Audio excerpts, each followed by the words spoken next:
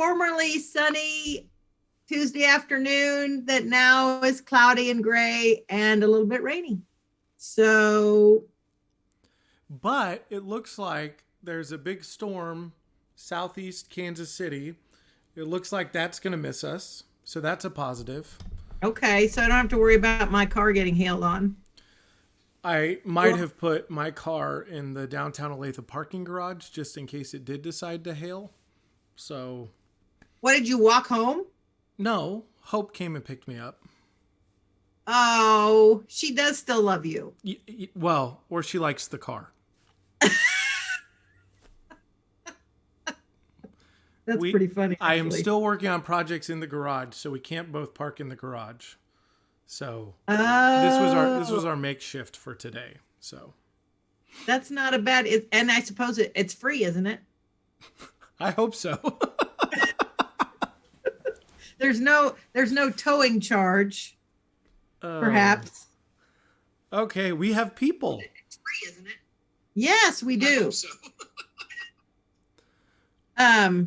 Okay, Gretchen delivered baked goods to the Center of Grace. Hi, Laveda. Hi, Jana.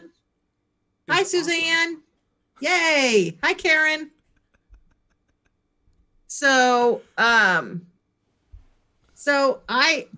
everybody, I'm glad you're here. I was just telling Kyle, I happen to be up at the church, and evidently if you're a mom, maybe, and you're tired of being at home with your kids, maybe a safe place to come is Grace United Methodist Church in the Lower West parking lot, and you park your car over near where the handicap signs are on the north side of the lower level parking lot, and you get out a blanket and a pillow. Friends, I'm not even kidding. You get out a blanket and a pillow and you lay down and you go to sleep. I am looking out the window of my office. There literally is a woman laying on our lawn right in front of her car with a pillow and a blanket, and I swear she's sleeping. I mean, literally, she's sleeping.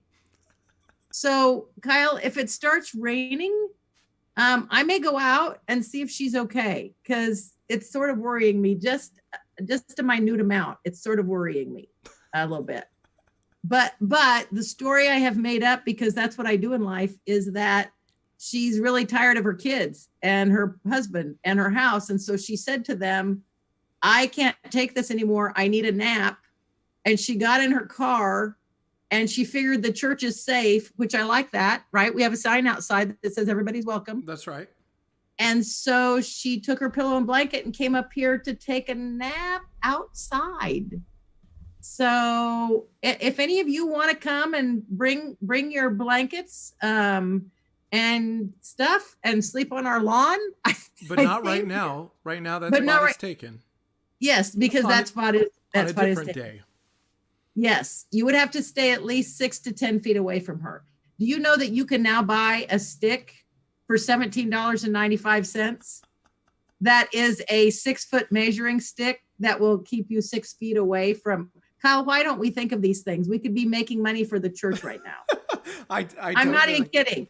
I'm not even kidding. For $17.95, you can buy a 6-foot stick that will help you make sure that you're staying away from the person who's next to you. I bet we could make one and sell it for $15. I bet we could too. And we could put Grace United Methodist Church, 11485 South Ridgeview Road. And on the other side, we could put Common Grace Ball Conference Center. And then we could put like our worship times on it. There you go. That'd be fantastic. Okay. So, so friends, we were thinking what we had a staff meeting this morning, and I had a couple of Zoom smaller staff meetings yesterday. And what we're talking about is, and so we thought your brains would be good to put on this as well. And so what we're talking about is, okay, we've been dealing with this virus now and this new reality for upwards of a month, some for 40 days, right? And let's look at, okay, there's all these things that have changed that we don't like, but what are the things that have changed that we want to carry forward? So we're looking at that in terms of a church staff and how we do things, right? So what are some of the good things we've learned that we want to continue doing once we're at least somewhat past the acute emergency that we've been in. And so then we were thinking about, well, what do we want to do where that's concerned personally, like individually? Is there anything that we have that we've learned about ourselves or about our homes or about our families or about our relationships that it's like, yeah, now that I know that, now that I'm aware of that, I want to continue to use that because it's a strength. It's something that will serve me well moving beyond this particular chapter of our history. So I don't know, Kyle, what have you been thinking about where that's concerned? Well, so a lot of different things. One of them is just getting more rest. Now, I'm a night person, so my rest has tended to come without a morning activity at like starting at 2 a.m., but then sleeping a reasonable amount of time. And so I know that's not sustainable, but just sleeping more. I mean, right? And we tell ourselves that, but once you experience it, you're reminded of how far behind I'm reminded of how far behind I was. And so that's been one thing, just kind of reprioritizing that sort of stuff. There are smaller things like, here in my living room, which is a great living room, by the way. I like this living room, but I probably liked it more before I spent most of my day in it. And so, I mean, there's little things about appreciating some things that we've changed as we've gone through because you're in the room more. But like, there's little things that I think about appreciating the space that we have for Hope and I that I think I'll carry on. Been able to spend more time talking to neighbors and Hope and I talked about, kind of piggybacking on our whole conversation last week about eating local, and, being intentional about some of those things. But also being able to yell over the fence at neighbors and seeing folks at the park that's across our street. So there are some pieces like that where the space has allowed time for new and different relationships. Yeah. And they won't continue like that, but it's allowed a foundation to be built where one wasn't. And then moving forward, can that sustain? So I know a little more of what's going on in my neighbor's life, so I can celebrate with them, things like that. I don't know what would you say? Well, yeah, the part of what I was thinking about was, I have been more intentional, I think, about connecting with neighbors the same way, right? And Suzanne says, continuing being considerate and compassionate of others, and I agree. And I think that's part of what's happening in our neighborhoods. Mm-hmm. So I've got a neighborhood that's got quite a few little kids in it, and I think families are getting their kids out more because they're home with them all the time, and so we're all out, and it's like looking at each other and being like, yeah, I pass you on the street all the time as we're going to work, coming back and forth, and we wave, but we don't have time to have that conversation that says, hey, what are you all doing right now? And the family across the street from us said, we've been through all of our board games like 3 times and we're sick of them. And so we said, well, we have different board games. What if we trade? And so we had a great time trading board games. And then the next neighbor was like, well, we've done all our jigsaw puzzles. And I'm like, we just finished a really horrible one. Wouldn't you love to do it? So we've traded jigsaw puzzles. And I don't know that we ever would have done that if there hadn't been this particular time. And I think, I think that's true around a little bit around of what I've noticed with our worship services as well.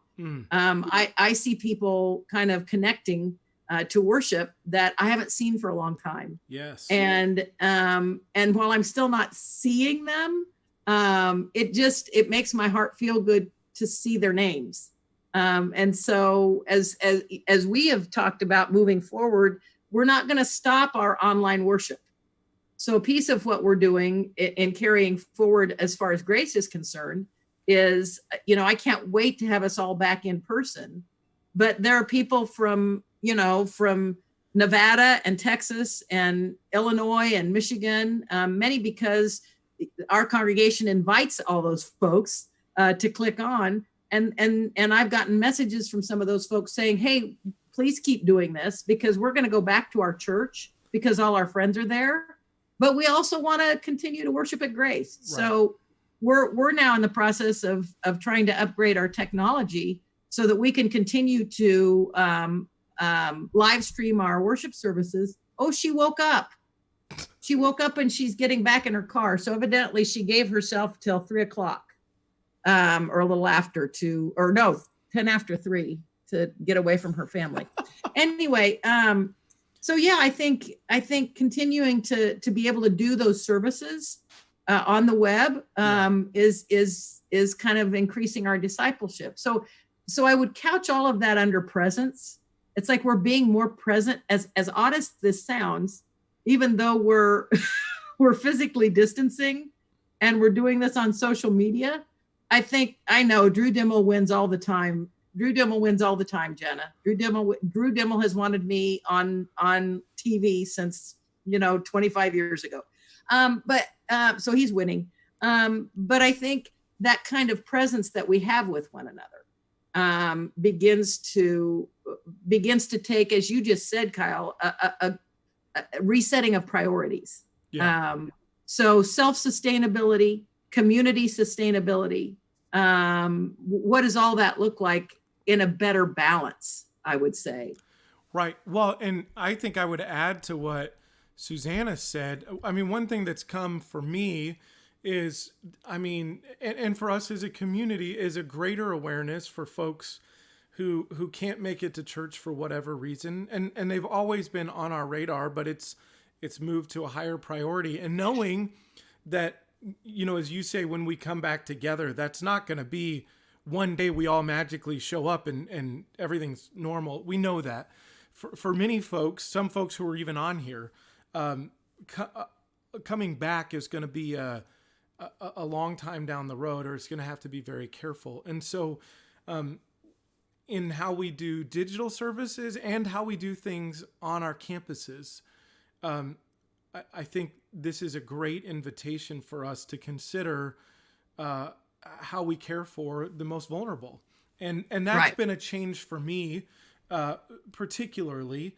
It's something that's always been, I think, on a list, but probably hasn't been close to the top of the list in our events that we do for Common Grace, in our weekly worship, and all kinds of things like that. And I hope that becomes a cultural thing, not only for the church, but in broader society as well, thinking really carefully about the most vulnerable among us. Yeah.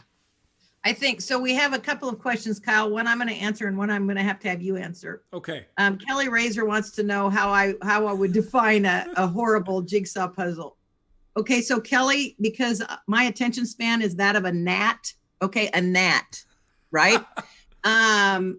If you have a jigsaw puzzle, whoever makes 1,000-piece jigsaw puzzles with 40% of it being the same color of black for every roof on 6 houses, the same, no shingles, no variation, just solid black. That's just wrong. That is flat out just wrong.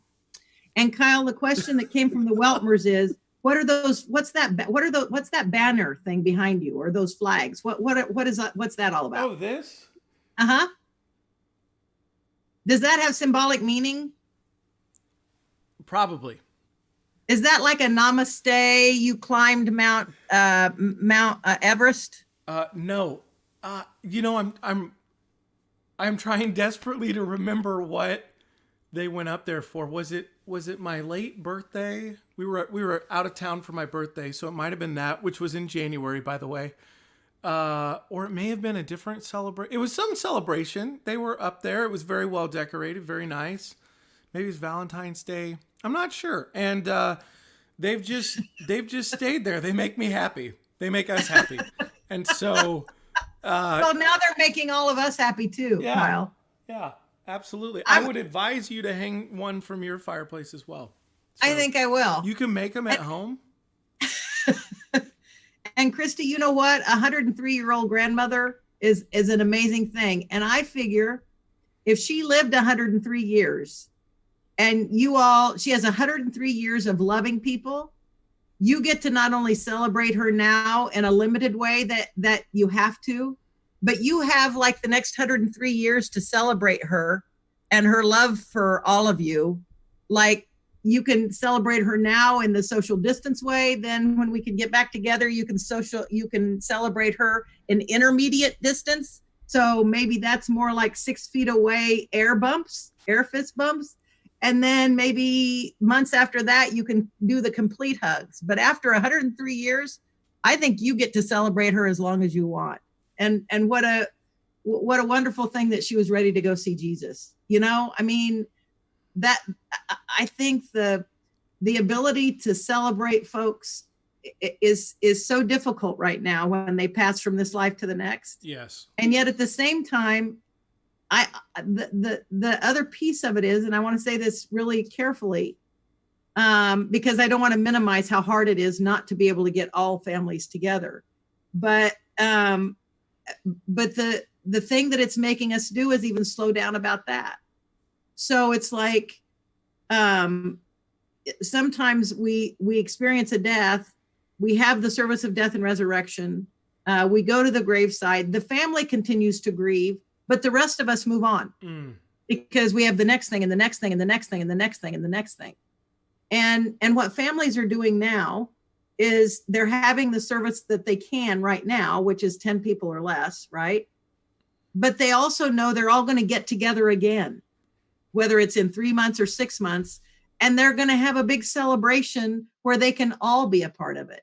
And I think that allows the process of grief, right? That allows the journey of grief to be recognized by the community rather than just, oh, it's over, let's move on. Yeah. So as hard as it is, I think there's a piece to it that God may also be saying, maybe it's time for you to slow down a little bit. And I know, Kelly, it's an awesome challenge, but whatever. I've got the attention span of a gnat. But I think with all of our lives, whether that's birth, right? So Jeff, our youth director, and his wife just had a new baby. Mm-hmm. And as he said this morning in staff meeting, Ezra has only been held by 3 people: his mom, his dad, and his grandma.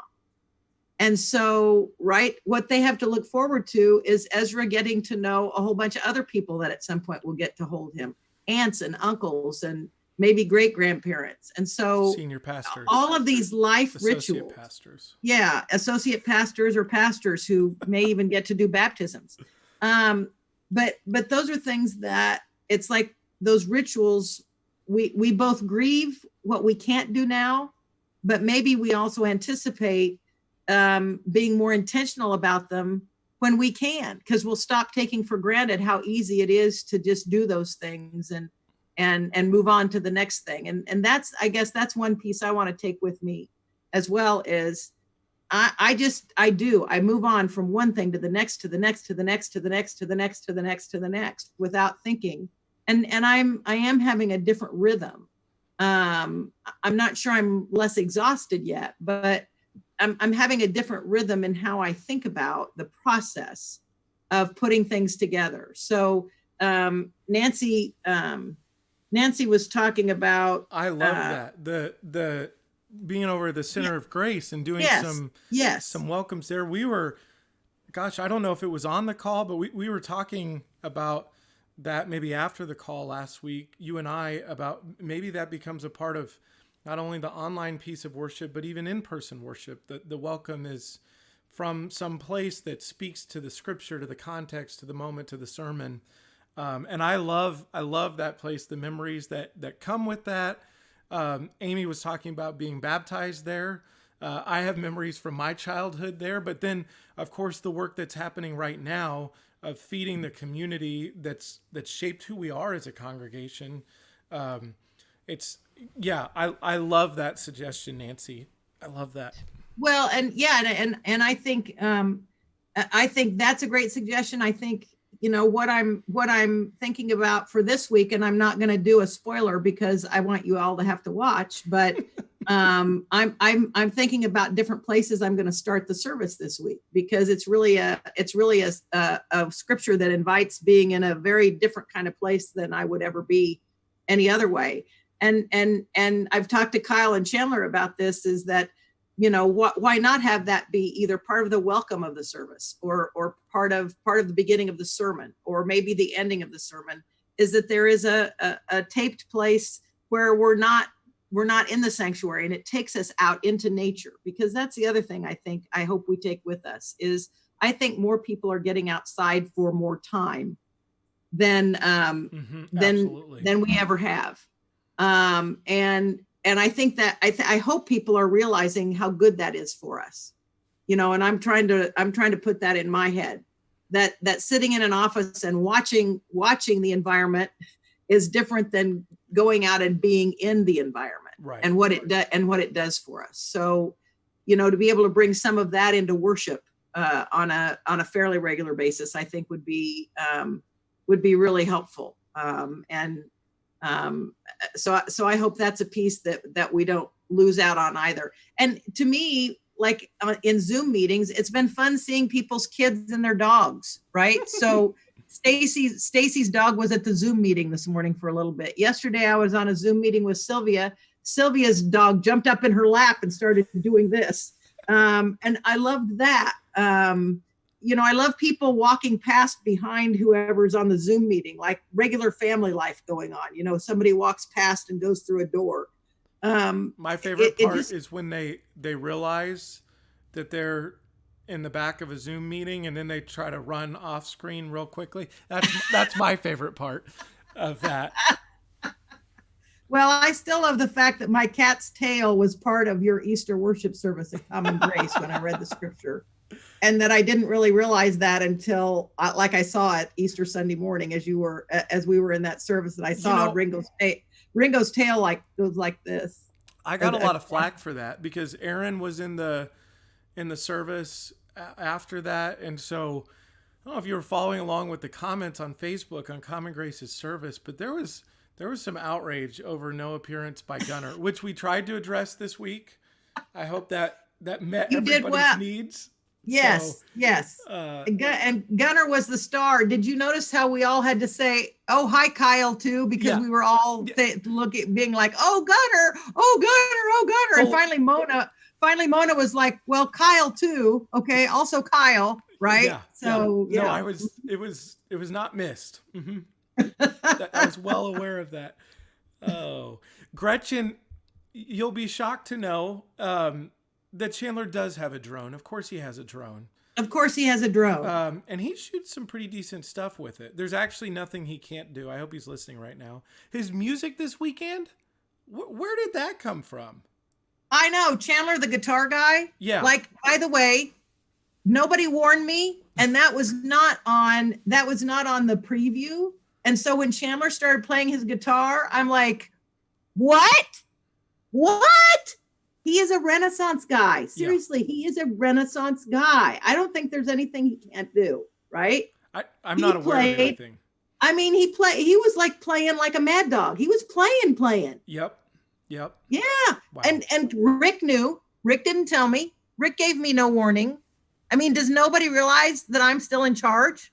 Does nobody realize that I should be like the first to know everything? Do you still think you're in charge? It is harder to think I'm in charge when I don't have everybody, at their offices that I can check in on all the time. Well, yeah. So. And you all are having to listen. You all are having to like live your lives without my continuous advising you of how you need to be doing that. So that is a bit hard for me. Oh. So I did want to tell those of you who are listening. One of the it won't happen this week. So this week we're still filming at our particular different places. But starting next week, we're going to come back just people who are leading worship. we're going to come back and start filming worship services at the church. So yes, Kyle and I are both happy about that because neither one of us are good film producers. It takes us vast amounts of more time to do than it does Chandler. Yeah. So starting a week from Sunday, you'll begin seeing worship happening in the sanctuary. No choir. Okay, so it'll be the same people that you're seeing in worship now. It's just that we will all be we'll all be doing that from the church, staying socially distant, and having less than 10 as a part of that reopening. Jan Wise is asking if the governor has met with large church leaders in Kansas to get their input on reopening churches. I think she's beginning to do that, Jan, and I think where large churches are concerned, it's going to be a particular challenge. Right. And so the other piece that you all can know is that probably in the next couple of weeks, we'll be publicizing sort of an infrastructure of a step-by-step process that we will settle on to use to start worshiping back here. I do not believe that will happen in May. I just don't think we'll be in-person worship in May, maybe towards the end, but I'm not sure about that because I think I want to err on the side of caution. And Brian Steele, we were on a Zoom call yesterday morning, and Brian said, Nanette, I'm not worried about me. I'm worried about if I carry it and I infect someone. Right. And someone happens to them. And he said, then I carry that on my conscience. And so I'm kind of the same way. And so I think the short answer to the question is I've not been on a call with the governor around large churches coming back together. I don't think she's going to be the one that defines that. I think those of us who are pastors of large churches, and I am on Zoom calls about every 2 weeks with the large church pastors across the Great Plains Annual Conference. So the large church pastors from Kansas and Nebraska, we're meeting by Zoom every 2 weeks because we're all kind of in the same boat. And we of course talk budget and finances, and we talk, discipleship and small groups and all of that. Right. And we're beginning to talk about what it means to come back to worship. And if we're told it has to be 50 or less, which is likely the first step, we couldn't do enough services through the weekend to be able to do services for 7 different groups of 50. Right. So, and do that all the way through the day, so to get up to our 800 average worship attendance, how many services of 50? So it begins to challenge us to look at maybe finding ways to rotate. Anyway, all of that, just know for all of you, all of that is in discussion. And what we will do for you all to know as fast as we do is that we will communicate what that plan is. We this morning as a staff talked about a 3-phase plan that Wisconsin churches are putting into place. Now, again, that plan is mostly for churches that have 200 and less in worship, so that they can have 4 services, on a Sunday of 50 people or less. That does not. We will have to tweak that, and so that's why we're working at what that looks like. And again, right, singing is one of the worst things in terms of the spread of this virus. So probably there will not be congregational singing when we're back in-person worship. And what we're looking at is not the full choir being back all at once, but maybe trios and quartets. But for the month of May, we're planning solos only.